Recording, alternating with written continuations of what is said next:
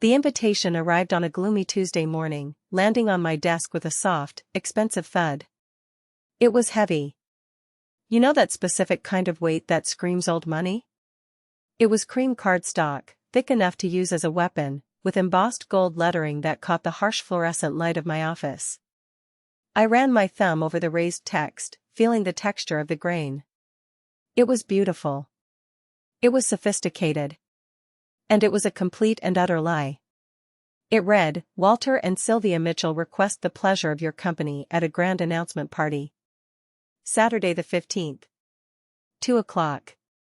Blackwood Manor." I had to laugh, but it was a dry, hollow sound that echoed off the glass walls of my logistics firm in downtown Seattle. Blackwood Manor. My property. The 12-acre estate I purchased 4 years ago at a bankruptcy auction. The invite was addressed to Valerie Mitchell, followed by a specific instruction in a font size just small enough to be insulting but large enough to be legible: "Guest house. Please use the service gate." They were inviting me to a party at my own house, while subtly reminding me of my place in their imaginary hierarchy. The guest house. The service gate. It was masterful, really. My parents, Walter and Sylvia, had turned passive-aggressive insults into an art form over the last 4 decades. I looked around my office. My employees were buzzing around outside, handling shipping contracts worth millions of dollars. To them, I was the boss. The woman who built a logistics empire from a laptop and a lot of caffeine. But to the people sending this invitation, I was just Valerie, the family disappointment. The one who worked too much. The one who wore practical clothes from Target instead of designer labels from Fifth Avenue. The one they were ashamed of. I picked up my phone and checked the bank notification that had popped up just 10 minutes prior. A charge for $5,000 from Elite Catering Services. I sighed. They were prepping for this party like it was the event of the century, and as usual, I was footing the bill without even a thank you. Why did I let this happen? That is the question I ask myself every time I see my father driving the Mercedes I pay the lease on. It started with guilt. It always starts with guilt. But holding this invitation, something shifted. It wasn't sadness. I had ran out of sadness years ago. It was a cold, hard realization. To understand why I let my parents treat me like a squatter on my own land, you have to go back 4 years. I remember the day clearly. It was raining, a gray, miserable drizzle that soaked into your bones, typical for the Pacific Northwest. I was standing in a cold auction hall, surrounded by aggressive investors and house flippers in sharp suits. Blackwood Manor was up on the block. It was a distressed sale.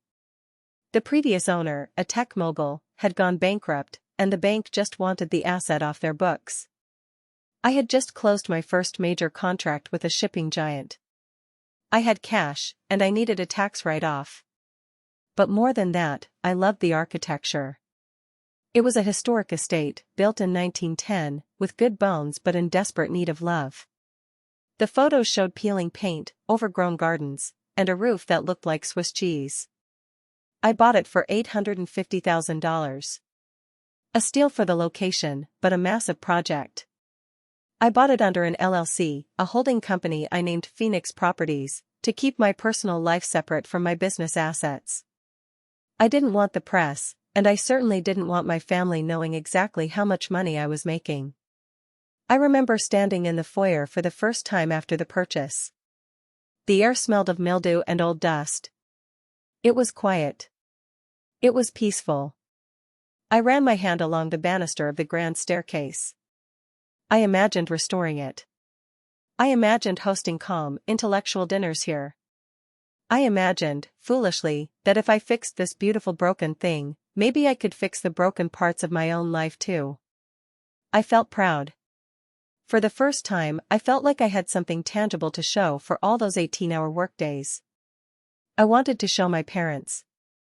I wanted them to see that the daughter they called unimaginative had just bought a piece of history. That was my first mistake. Thinking that my success would ever be enough to fill the void of their approval. 2 weeks after the gavel fell, my phone rang. It was my father, Walter. He was crying. I had never heard my father cry before. He was a proud man, a man who cared more about appearances than breathing air. He was the type of man who would wear a three-piece suit to check the mail. Hearing him sob was like watching a statue crack.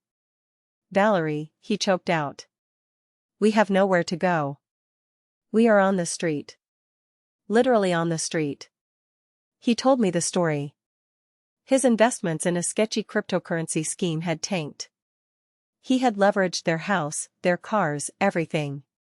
The bank had foreclosed. The repo men had come in the middle of the night. "We are sleeping in the car, Val," he said, his voice trembling. "Your mother hasn't stopped shaking for 2 days. It's cold." I found out later that was a lie. They were staying at a Hyatt Regency on a credit card they had no intention of paying. But in that moment, the image of my mother, shivering in a sedan in a parking lot, broke me. I was the daughter who was never good enough. The one who wasn't as pretty as my younger sister, Felicity. The one who wasn't charming. But I was the one with the checkbook. "I have a place," I told him, my voice soft. "I just bought a property to renovate. It has a cottage in the back. It's small, maybe 1,200 square feet, but it's dry. You can stay there for 6 months while you get back on your feet." "Oh, thank God," he wept. "Thank God for you, Valerie. You're saving our lives.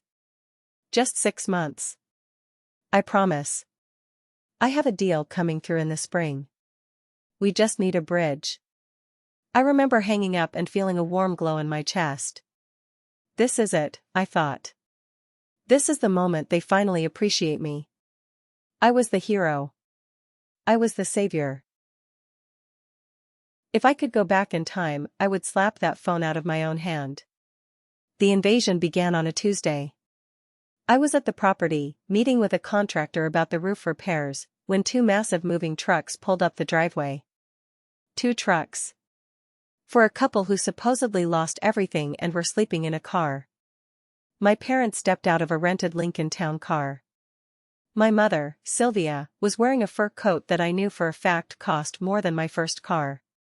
She looked at the estate, the sprawling lawns, the towering oak trees, the majestic, albeit run-down, main house, and her eyes lit up like a predator spotting wounded prey.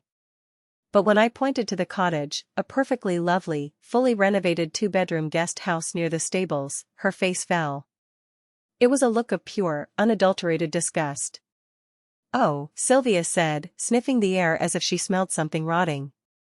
"It smells like horse. Are you sure we can't stay in the main house, Valerie? It's enormous. Surely there is a spare room?" "The main house is a construction zone, Mom," I explained, trying to be patient. "There's no heating on the 2nd floor, and the roof leaks. The cottage is brand new. I just put in granite countertops." "Granite," she repeated, unimpressed. "How quaint." They directed the movers to start unloading. But instead of taking their boxes to the cottage, I watched as they started hauling large, antique armoires and velvet sofas toward the main house garage. "What are you doing?" I asked my father. "Oh, Val, be reasonable," Walter said, lighting a cigar. "Those won't fit in that tiny cottage. We'll just store them in the main house ballroom for now. Just for storage. We don't want them to get damp in the garage." "Just for storage," I repeated. "Of course," he smiled, patting my shoulder patronizingly. "We wouldn't want to impose. We are just grateful for the roof over our heads, no matter how small." It was a Trojan horse maneuver. They planted their flag in the main house on day 1. Their furniture was there. Their presence was anchored. I should have stopped it then. But I didn't want to cause a scene in front of the movers. I swallowed my annoyance and let them proceed. 6 months passed. The bridge my father talked about never materialized. But the renovations on the main house did. By December, I had restored the oak floors, updated the kitchen with professional-grade appliances, and installed a smart security system. The house was cold, but livable. I arrived on Christmas Eve, exhausted from a business trip to Chicago.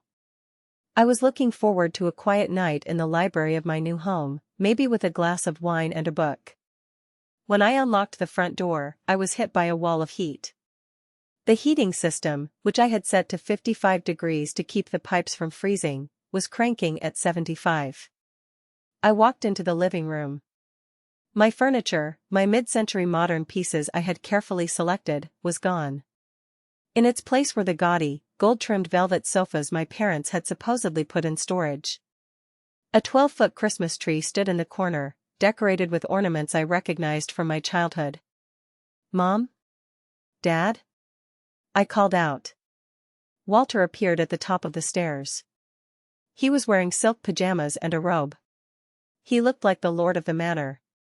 "Valerie," he boomed, descending the stairs with a glass of scotch in hand. "You're home. Merry Christmas. What are you doing in the main house?" I asked, dropping my bag. "Why is your furniture set up?" "Oh, it was a disaster," he said, shaking his head gravely. "The heater in the cottage broke 3 days ago." It was freezing, Val. Your mother was turning blue. We had no choice but to move into the master suite temporarily. "The heater broke?" I frowned. "Why didn't you call me? Or the repair guy?" "It's under warranty." "We didn't want to bother you," he said smoothly. "You're so busy with your shipping things. Besides, this house is empty. It's a waste to let these beautiful rooms gather dust. We're just keeping them warm for you." "Keeping them warm," I echoed. "It's just for the holidays," he promised. "Once the heater is fixed, we'll go back. Now, come have some eggnog. Your mother made it." I was too tired to fight. I checked the cottage heater the next day. It was perfectly fine. Someone had simply turned the thermostat to off. The temporary stay stretched into January. Then February. Then March. I was traveling constantly, expanding my business into Asia. Every time I came back to Blackwood Manor, there was less of me and more of them. It culminated on a rainy Tuesday in April. I drove up to the gate, ready to crash after a 20-hour flight. I pressed the remote for the gate. Nothing happened. I tried the keypad code. Error. I sat there in the rain, confused. I called my father. No answer. I called my mother. Voicemail.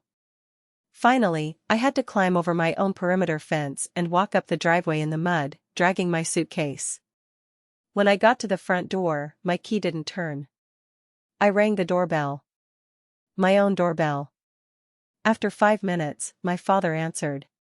He looked annoyed, as if I were a solicitor interrupting his dinner. "Valerie? What are you doing climbing the fence? You look like a vagrant." "The code didn't work," I said, shivering. "And my key doesn't work." "Did you change the locks?" "Oh, yes," he said casually, stepping aside to let me in. "We had a delivery driver last week who looked a bit suspicious. I didn't feel safe, so I had a locksmith come out and rekey the perimeter and the main doors. Security first, you know." "You changed the locks on my house and didn't tell me?" My voice rose an octave. "Our house, dear," he corrected me. "We're family. And don't shout, you'll upset your mother. She has a migraine." "I need a key, Dad," I said. "And the new code." "I'll get one cut for you," he said, waving his hand dismissively. "The locksmith is coming back next week. Until then, just knock. Someone is usually home." He never got the key cut. For the next 2 years, I had to knock to enter a property I was paying $5,000 a month in mortgage for. I was a guest. An unwelcome, paying guest in my own kingdom. If the locks were a slap in the face, the renovation incident was a punch to the gut. I was away in London for a month, closing a merger. When I returned, I walked into the main hall and stopped dead. The south wall of the dining room, a load-bearing wall featuring original 1910 hand-carved mahogany crown molding, was gone. In its place was a gaping hole covered in plastic sheets, and beyond it, the kitchen, completely exposed. Surprise! My mother clapped her hands, emerging from the kitchen. Don't you love it? It's an open-concept flow. I saw it on HGTV. It makes the space feel so much more modern. I stared at the pile of rubble in the corner. I could see the splintered remains of the century-old wood. Mom, you destroyed the molding. That was historic. You can't replace that wood. It's extinct. Oh, don't be such a hoarder, Valerie, she rolled her eyes. It was dark and depressing. Now the light can get through. We're going to put a breakfast bar here. We? I whispered. Who authorized this? I did, she said proudly. I told the contractor you were busy and to just build a company. He was very understanding once I explained that I handled the household aesthetics. She handed me an invoice from the kitchen counter. It was for $45,000. Demolition and structural support beams. I'm not paying this, I said, my hands shaking.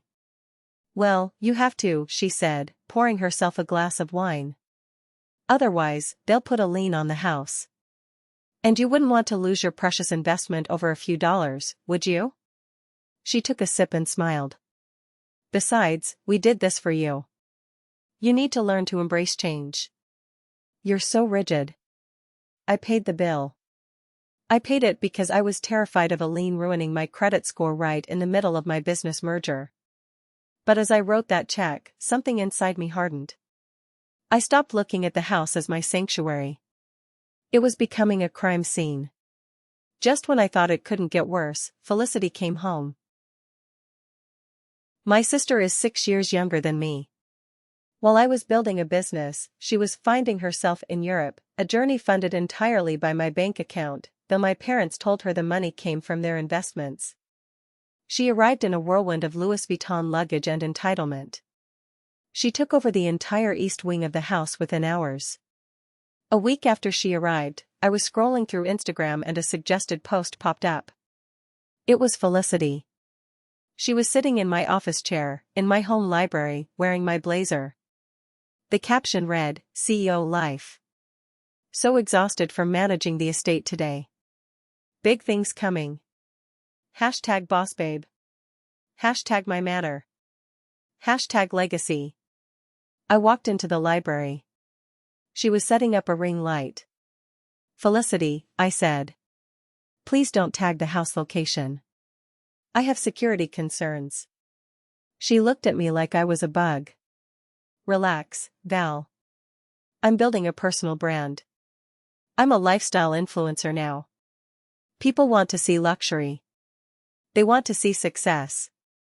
But it's not your success, I pointed out. This is my house. That is my chair. Ugh, you are so petty, she groaned, adjusting her ring light. Mom said you'd be like this. Jealous. Just because you work in a boring warehouse doesn't mean you have to hate on my creativity. I'm bringing exposure to the estate. You should be thanking me. Maybe I can get us a sponsorship for new patio furniture. Us? I asked. Yeah, the family, she said, turning back to her phone. Now, can you move?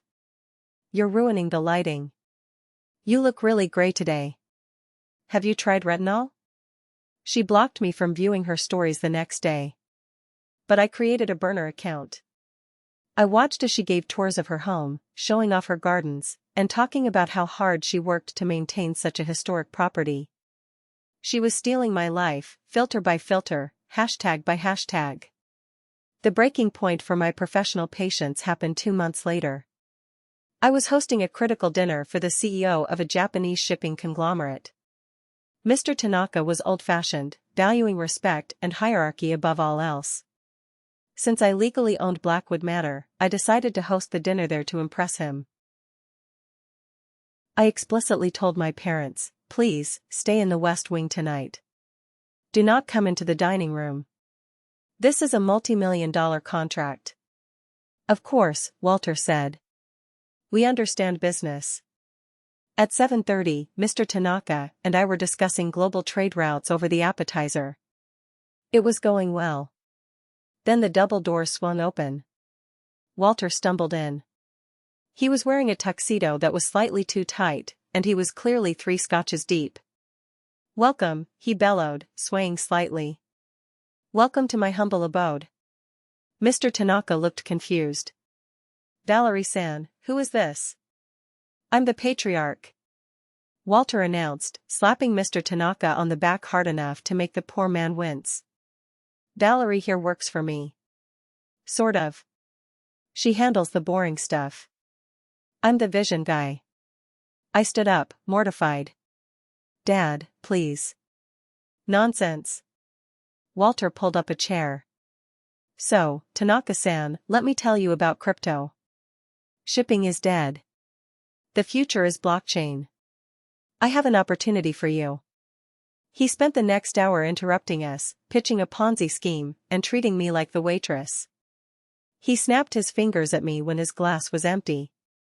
Valerie, fetch more ice. Chop chop. Mr. Tanaka left at 8:30. He didn't finish his main course. He bowed politely to me, but his eyes were cold. Ms. Mitchell, I believe your company lacks discipline. We will look elsewhere. I lost the contract. It was worth $3 million a year. When I confronted Walter, he was eating the leftover roast beef with his hands. Oh, lighten up, Val. He was a stiff. I saved you from a boring partnership. You should be thanking me. That night, I didn't sleep. I sat in the dark, calculating exactly how much family was costing me. 6 months ago, my parents decided to host a small get-together for the neighbors. I wasn't invited, but I was living in the cottage, having been fully displaced from the main house by this point, so I couldn't avoid it. I was walking from my car to the cottage door, wearing my work clothes, carrying a stack of files. Mrs. Higgins, the town gossip and head of the homeowners association, intercepted me near the rose bushes. Oh, Valerie, dear, she cooed, her voice dripping with fake sympathy. It is so good to see you. Your mother told us the news. What news? I asked, bracing myself. About your situation, she lowered her voice to a conspiratorial whisper. Losing your job? And having to move back in with your parents at your age? It must be devastating. My jaw dropped. I didn't lose my job, Mrs. Higgins. I own my own company. She patted my arm. Oh, honey, you don't have to pretend with me. Sylvia told us everything. How you had a breakdown. How they are letting you stay in the guest house until you get back on your feet. It is so saintly of them. Most parents wouldn't be so generous to a child who struggled so much. I looked over at the patio. My mother was holding court, laughing with a group of women, pointing toward the cottage and making a sad face. They were all nodding sympathetically. She was using me. She was using my success to fund her lifestyle, and using my imaginary failure to gain social pity points. I was the charity case in my own kingdom. I wanted to scream. I wanted to run over there and shake her. But I didn't. I was paralyzed by the sheer audacity of the lie. I smiled weakly at Mrs. Higgins. They are very generous, I said through gritted teeth. Truly one of a kind. Then came Julian. Felicity's fiancé. Julian was handsome in a generic, catalog model way, but he had the personality of a wet napkin. He came from old money, according to Felicity, but I never saw him pay for a single lunch. One afternoon, I got a fraud alert on my phone. A withdrawal of $20,000 from the household account, the account I kept funded for groceries and repairs. I stormed up to the main house. Who spent 20 grand at Tiffany's? I demanded. Sylvia and Felicity were in the living room, admiring a diamond ring on Felicity's finger. It was huge. It was sparkly. And it was bought with my money.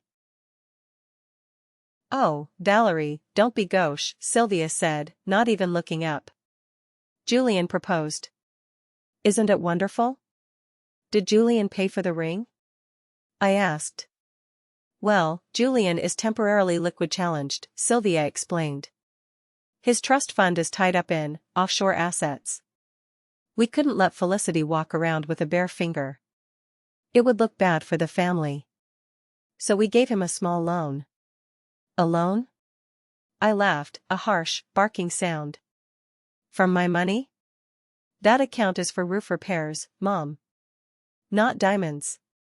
Felicity deserves the best, Sylvia snapped. Stop being so jealous. You'll get your money back when Julian's funds clear. Besides, think of it as an investment in her happiness. Unlike you, she's actually building a future. Building a future with a thief, I muttered. Excuse me? Felicity stood up. Julian is an entrepreneur. You wouldn't understand. You're just a glorified truck dispatcher. This ring represents status, Val. Something you can't buy. Actually, I literally just bought it, I said.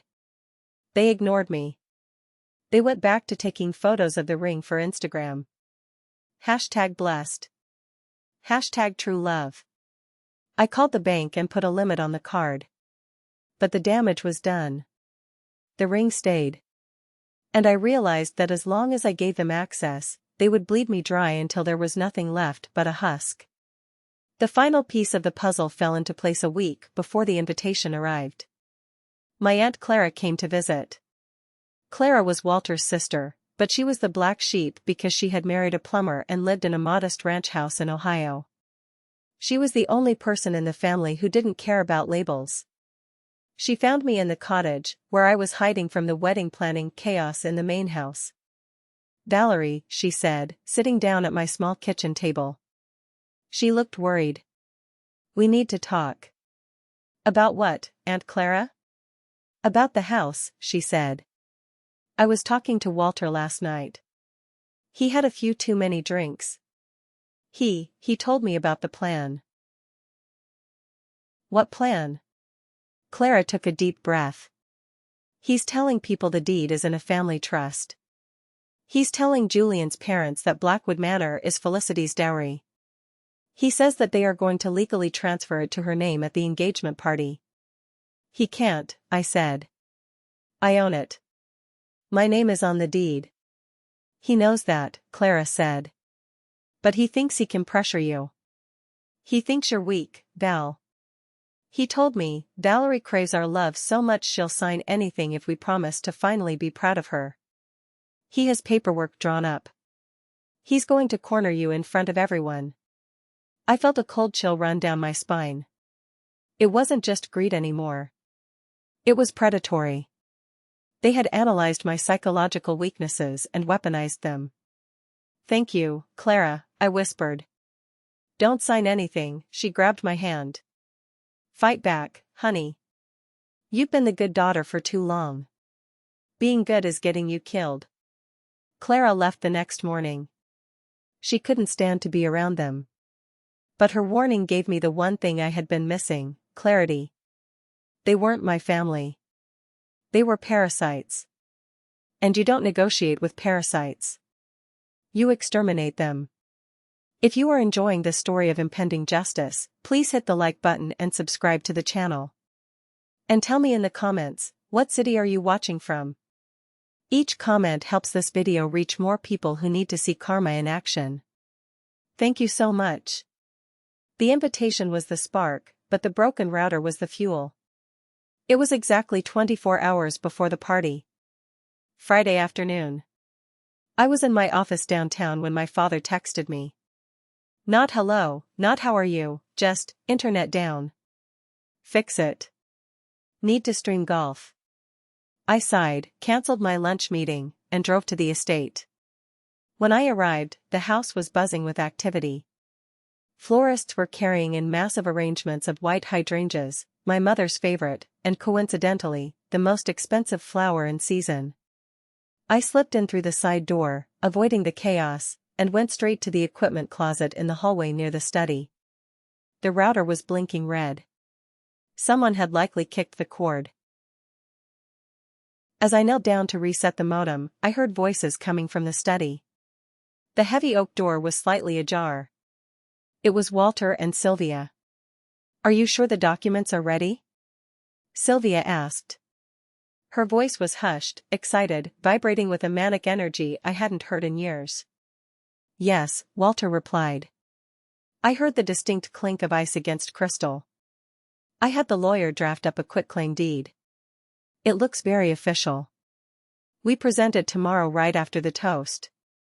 My hands froze on the router. A quitclaim deed? That is a legal document used to transfer ownership of property from one person to another. But what about Valerie? Sylvia asked, her voice dipping lower. What if she refuses to sign? You know how stubborn she can be about her investment.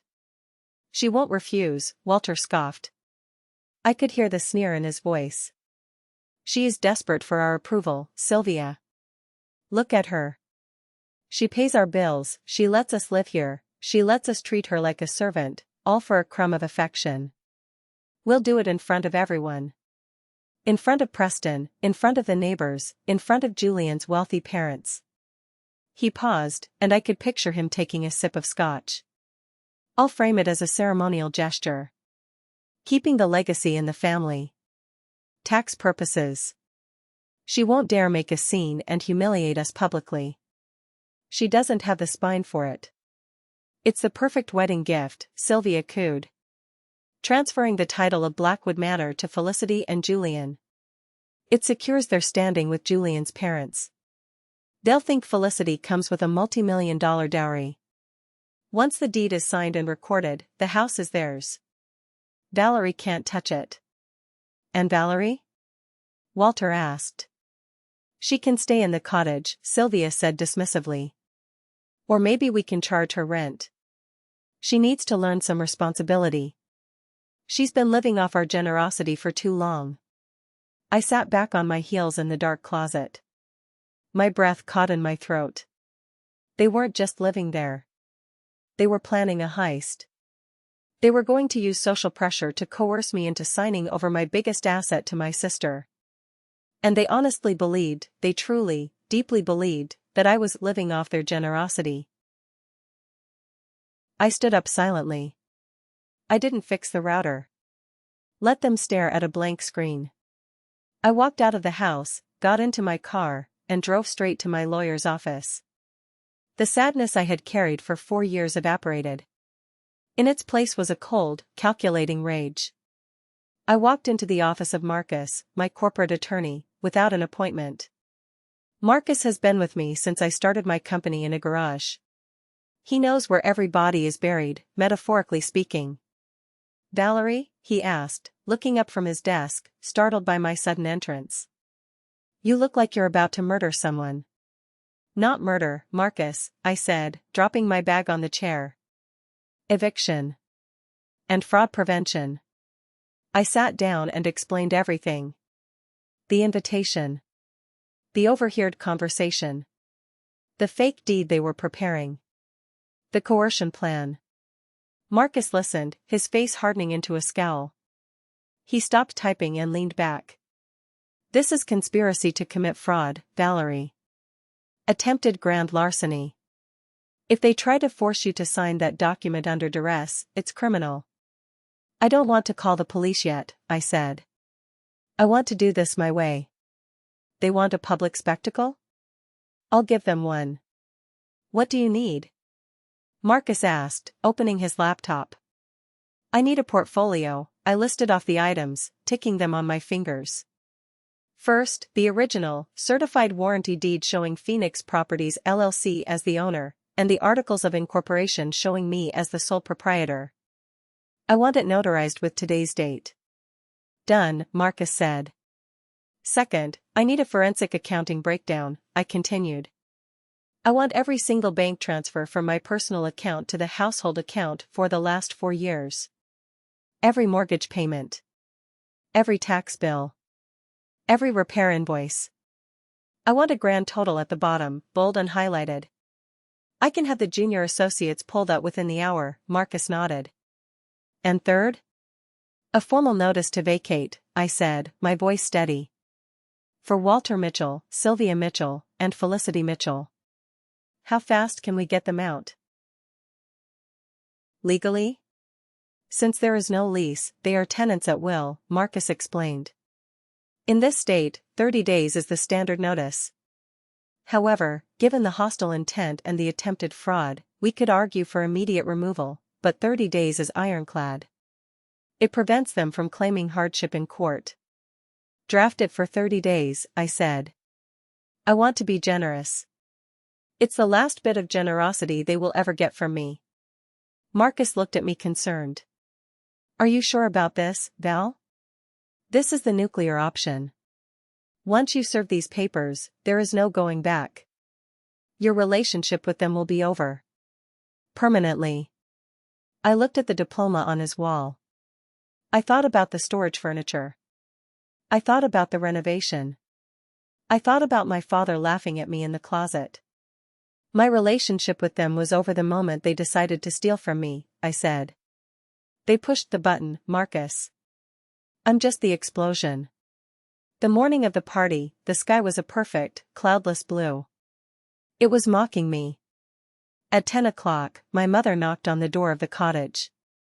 She didn't wait for an answer, she just barged in. She was wearing a silk kimono and holding a garment bag, looking like she had stepped out of a magazine spread about wealthy retirees. Valerie, get up, she commanded, even though I was already sitting at the kitchen island drinking black coffee. We need to talk about your attire for today. She looked me up and down with that familiar sneer. I was wearing leggings and an oversized t-shirt.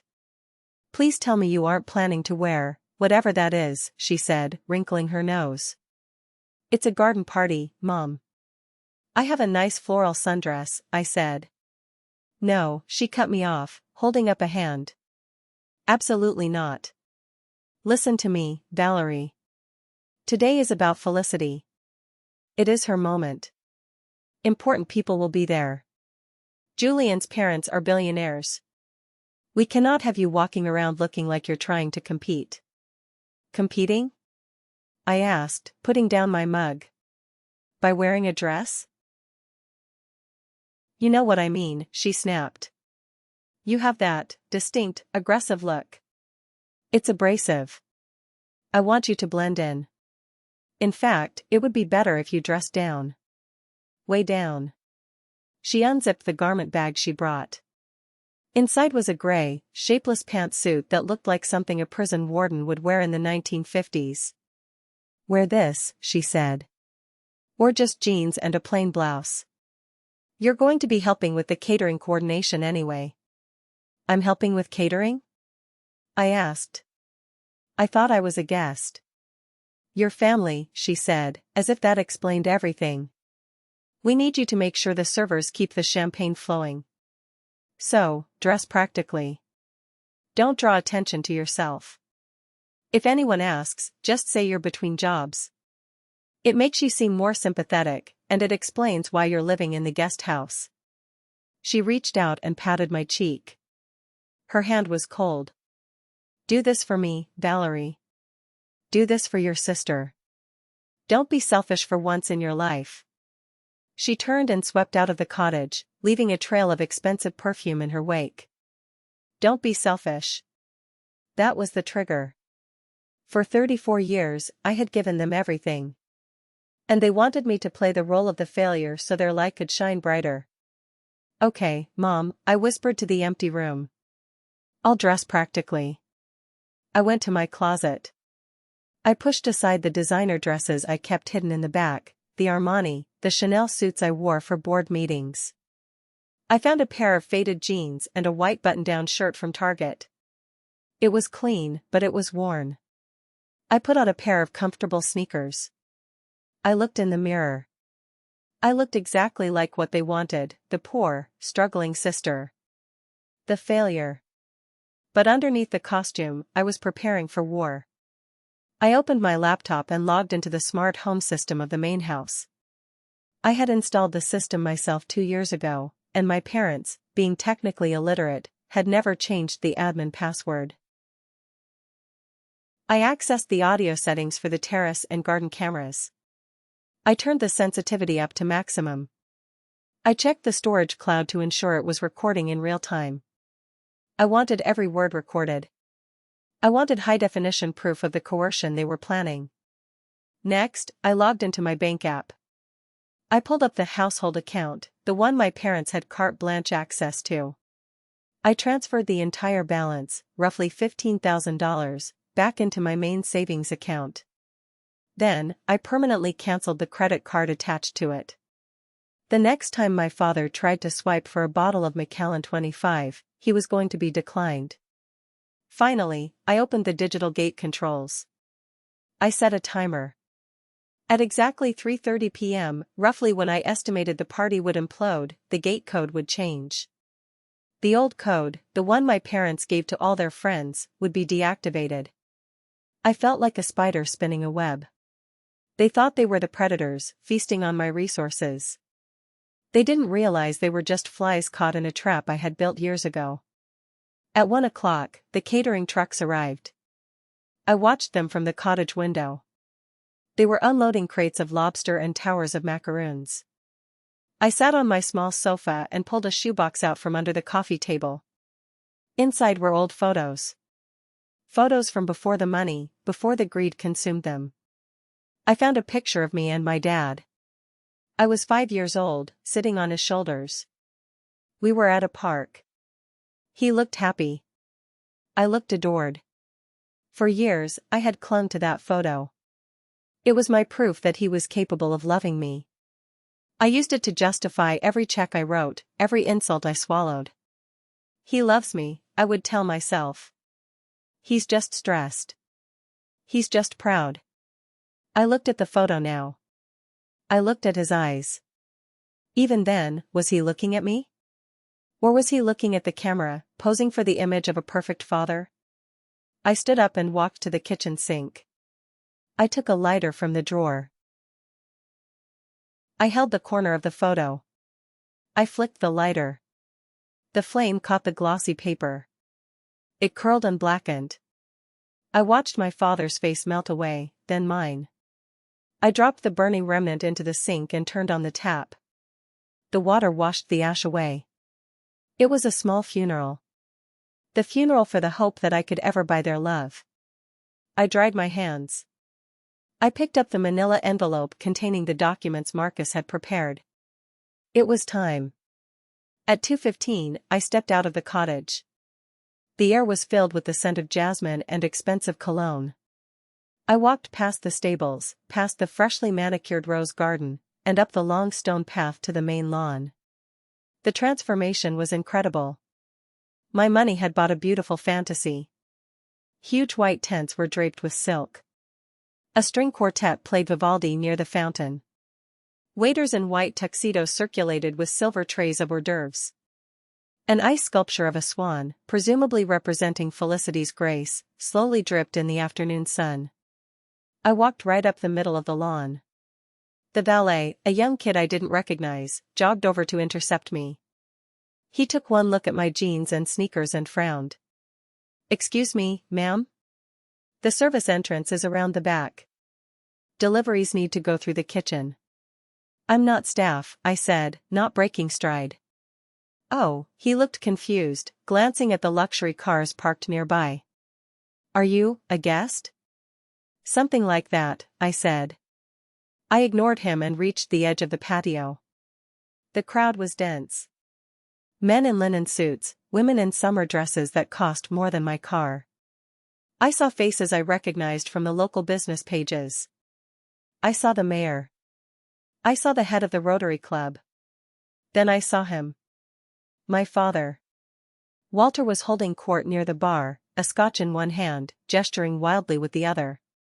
He looked the part of the wealthy landowner perfectly. He was wearing a bespoke suit I had paid for, wearing a Rolex I had bought him for his 60th birthday. He spotted me. His smile dropped like a stone. He excused himself from his circle and beelined toward me, moving with a speed that belied his age. "What are you doing?" he hissed when he got close enough. He grabbed my elbow, his fingers digging in painfully. You're late. And look at you. You look like you just came from a shift at a diner. You told me to dress practically, I said, pulling my arm away. I'm just following instructions. Keep your voice down, he whispered aggressively, his eyes darting around to see if anyone was watching. Go find the caterer. They need help with the ice. And stay out of sight. Preston is here. If he sees you, don't you dare say a word about the property. You know nothing about real estate. You're just the daughter who made some bad choices. Bad choices, I repeated. Right. Go, he pushed me toward the tent. I stumbled slightly, catching myself. I gripped the manila envelope tighter. Okay, Dad. I'll go. I didn't go to the caterer. I went to the bar and ordered a sparkling water. The game had begun. I stood near a marble pillar, sipping my water, watching the play unfold. I was invisible, yet hypervisible. People glanced at me, then looked away quickly, uncomfortable with the anomaly in their perfect picture. I could hear the whispers. My father had done his groundwork well. That's the older sister, a woman in a red hat whispered to her husband. Walter told me about her. Such a tragedy. Mental instability, apparently. She can't hold down a job. Shame, the husband replied, chewing on a shrimp puff. At least her parents are kind enough to let her stay in the shack out back. Most people would have cut her off. I wanted to laugh. Shack? The cottage was worth $400,000. A man I recognized, Mr. Henderson, the owner of a local car dealership, approached me. He looked at me with pity. Valerie, isn't it? He asked. I heard you're having a rough time. If you need work, my dealership is looking for a receptionist. Minimum wage, but it's steady. I looked at him. I could buy his dealership with the cash in my checking account. Thank you, Mr. Henderson, I said, playing the part. It's been very hard. But my parents are supporting me. Saints, those two, Henderson nodded. Absolute saints. Just then, I saw Preston. He was standing near the fountain, looking bored. Preston was a high-level angel investor and a notary public. We had crossed paths in business circles, but he didn't know my maiden name was Mitchell, and he certainly didn't know Walter was my father. I caught his eye and nodded. He looked confused for a second, trying to place me in my poverty costume, but he nodded back politely. He was the wild card. The witness I needed. I was scanning the crowd for my mother when Felicity found me. She was glowing. Literally. Her dress was a shimmering silver gown that clung to her like a second skin. On her finger, the diamond ring I had unwittingly paid for sparkled aggressively. She was surrounded by a gaggle of bridesmaids and Julian's wealthy, frat boy friends. There she is. Felicity announced, her voice carrying over the music. The hermit emerges from her cave. The group laughed. It was a cruel, high school sound. Hi, Felicity, I said. Nice dress. Thanks, she said, swishing the fabric. It's custom. Imported from Milan. But you wouldn't know anything about that, would you, Val? Still shopping at the outlet mall? Something like that, I said. Julian stepped forward, looking slightly tipsy. He was holding a glass of red wine in one hand and a cigar in the other. So, Val, your dad tells us you're having trouble making rent on the cottage? That's tough. Maybe after we take over the estate today, we can work out a payment plan for you. You know, you can mow the lawn or clean the pool to work off the debt. The group exploded in laughter. Take over the estate? I asked, feigning ignorance. Oh, oops, Felicity covered her mouth with a mock gasp. Spoiler alert. Dad is making the announcement during the toasts. But yeah, since you're family, I guess you can know. Mom and Dad are giving us the deed. It's our wedding gift. Giving you the deed, I said flatly. It's a legacy thing, Felicity said, waving her hand. They want the house to go to the child who can actually carry on the family name with style. No offense, Val, but you're a bit of a dead end, socially speaking. She took a step closer. Oh, let me fix that collar for you, she said, reaching out with a smirk. As she reached, she tripped. The glass of red wine in her hand tipped forward. A splash of dark crimson liquid hit my white shirt, soaking into the fabric instantly. It looked like a gunshot wound to the chest. Oh my God! Felicity shrieked, jumping back. Look what you made me do. You bumped into me. I hadn't moved an inch. I am so sorry, she said, not sounding sorry at all. But honestly, Val, that shirt was hideous anyway. I probably did you a favor. Go change. Or better yet, just leave. You're bringing down the property value just by standing here. I felt the cold wine seeping through to my skin. I looked down at the stain. Then I looked up at Felicity. I didn't cry. I didn't yell. I smiled. Enjoy the wine, Felicity, I said. It tastes expensive. Before Felicity could respond to my strange calmness, my father appeared. He had seen the commotion. He grabbed my arm and dragged me behind a large oak tree, away from the guests. What did you do? He snarled. You clumsy idiot. You ruined her moment. She threw wine on me, Dad, I said. I don't care, he spat. Listen to me closely, Valerie. We are about to go up to the terrace for the toasts. You will stay down here. When I announce the deed transfer, you will clap. You will smile. And later, when I bring the papers to the cottage, you will sign them. And if I don't? I asked. He leaned in, his face inches from mine. I could smell the scotch on his breath. If you don't, or if you embarrass us today, you are out. I will kick you out of that cottage tonight. I will throw your pathetic boxes on the street. You will be homeless again, and this time, no one will save you. The irony was so thick I could taste it. He was threatening to evict the landlord. I understand, I said. I won't embarrass you, Dad. I'll give you exactly the reaction you deserve. Good, he straightened his tie. Now, stay hidden. You look like a disaster. He walked away toward the terrace, adjusting his cuffs, ready for his big performance. The music stopped.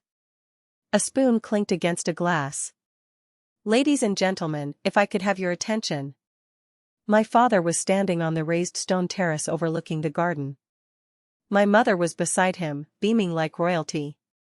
Everyone, please gather round, Walter boomed into the microphone. We have a very special announcement. The crowd moved toward the terrace.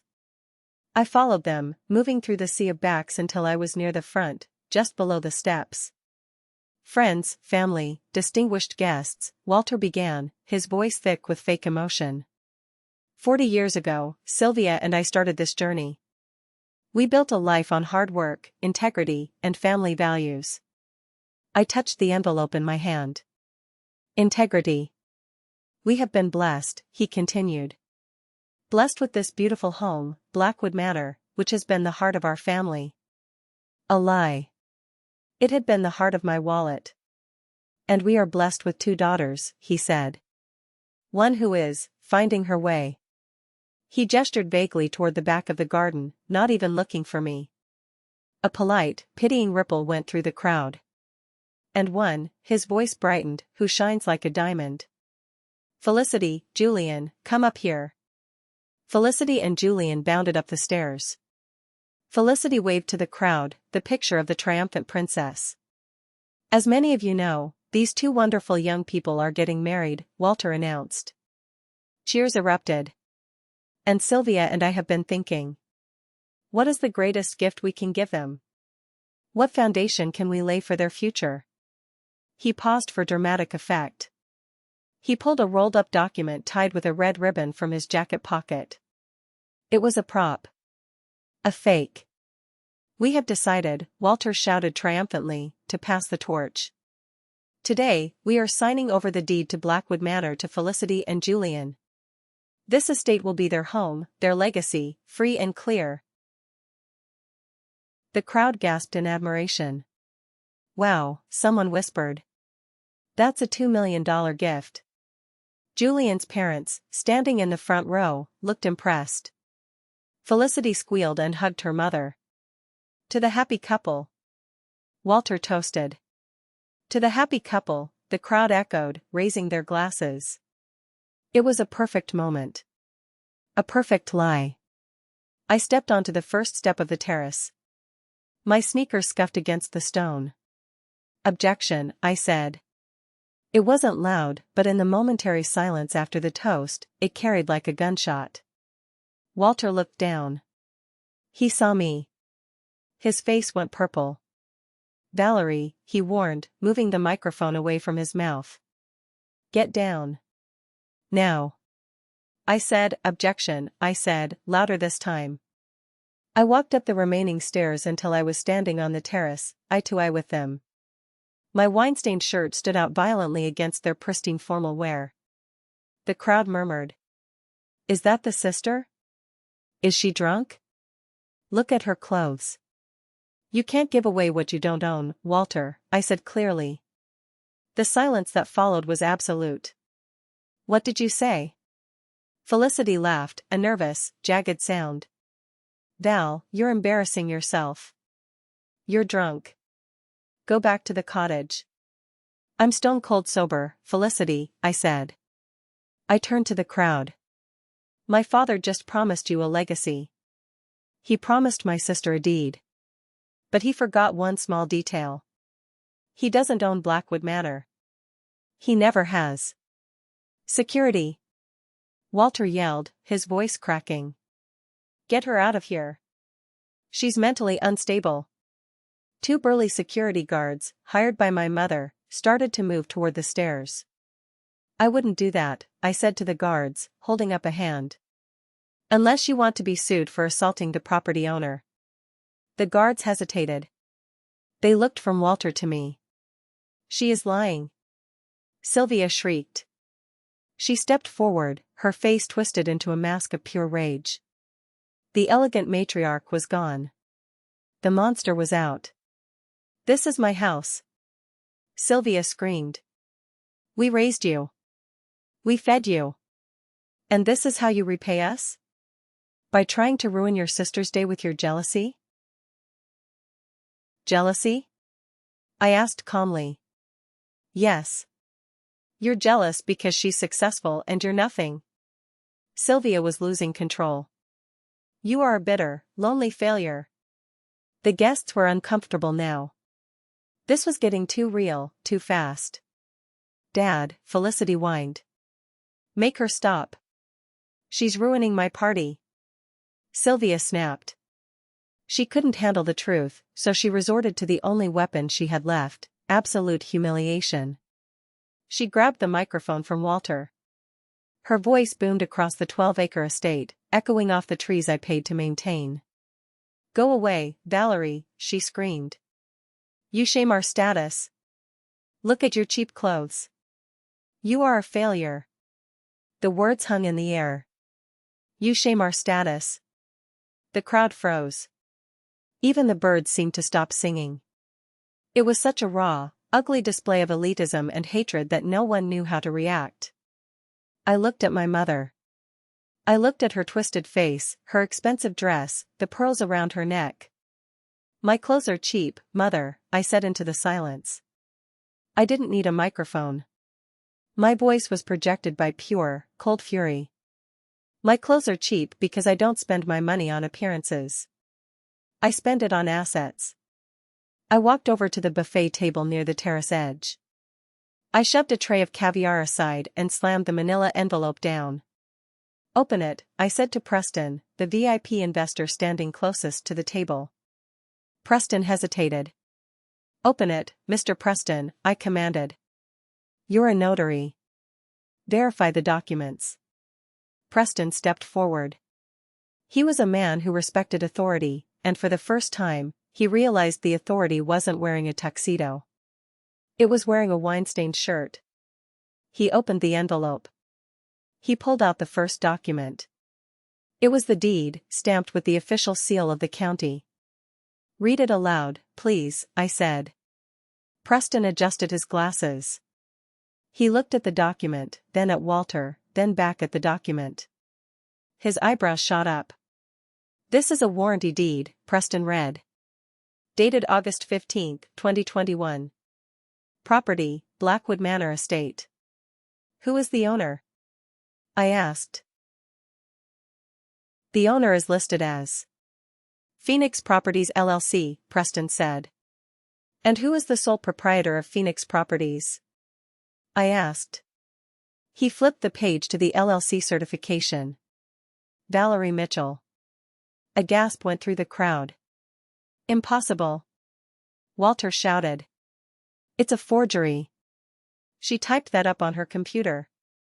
"Keep reading, Preston," I said. "What's the next document?"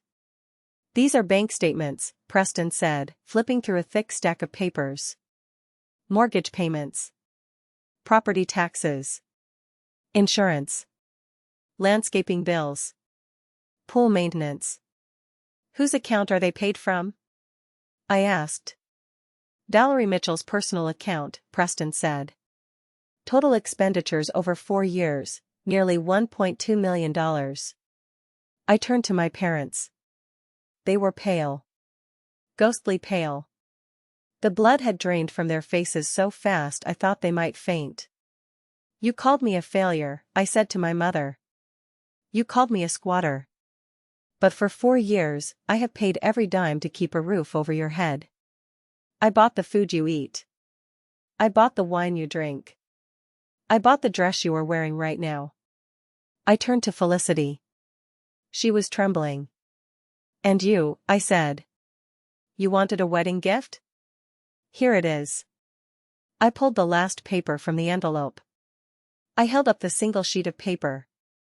"This," I said, "is a notice to vacate." "No," Felicity whispered. "Yes," I said. "Walter Mitchell, Sylvia Mitchell, and Felicity Mitchell. You are hereby notified that your tenancy at will is terminated. Effective immediately." "You can't do this." Walter sputtered, trying to regain some bravado. "We have rights. Squatters' rights." "You're not squatters, Dad," I said. "You're guests. And guests can be asked to leave. Especially when they try to steal the house." I looked at the crowd. "This party is over," I announced. "Unless you want to stay and help them pack. They have 30 days to remove their personal belongings. Anything left after that becomes the property of the landlord." 30 days? Sylvia sobbed. "But where will we go? We have nowhere." "You have the cottage," I said coldly. "Oh, wait. No. I remember you said the cottage was too small. Too drafty. And since I shame your status, I wouldn't want to subject you to living so close to me." I pulled out my phone. "Oh, and one more thing. I just canceled the check for the catering. So if anyone wants another drink, I suggest you ask Walter to pay for it. Cash up front." The waiters stopped moving. The head caterer looked at Walter. Walter patted his pockets, looking terrified. He didn't have a dime. I turned to Preston. "Mr. Preston, I apologize for the disruption. Please feel free to finish your drink. But I'm afraid the hosts are indisposed." Preston looked at me with a new expression. It wasn't pity. It was respect. He nodded slowly. "I think I've seen enough, Ms. Mitchell. Thank you." He put his glass down and walked away. That was the signal. The dam broke. The guests began to scatter, murmuring, avoiding eye contact with my parents, rushing to the valet stand. The lawn cleared out in record time. It was amazing how fast friends disappeared when the free champagne stopped flowing. Within 20 minutes, it was just the family, the confused catering staff packing up their trucks, and the melting ice sculpture. Julian was on his phone near the driveway. He walked over to Felicity. "This is a joke, right?" he asked. "You told me you were rich. You told me this was your inheritance." "It is. It should be." Felicity cried, grabbing his arm. "Valerie is just being mean. We can fight this in court. We have rights." "Fight what?" Julian shook her off. "She has the deed, Felicity. My parents just left. They are furious. Do you know how bad this looks? Attempted fraud? My dad is talking about suing your dad for misrepresentation." "Julian, please." "We're done," Julian said. "Don't call me."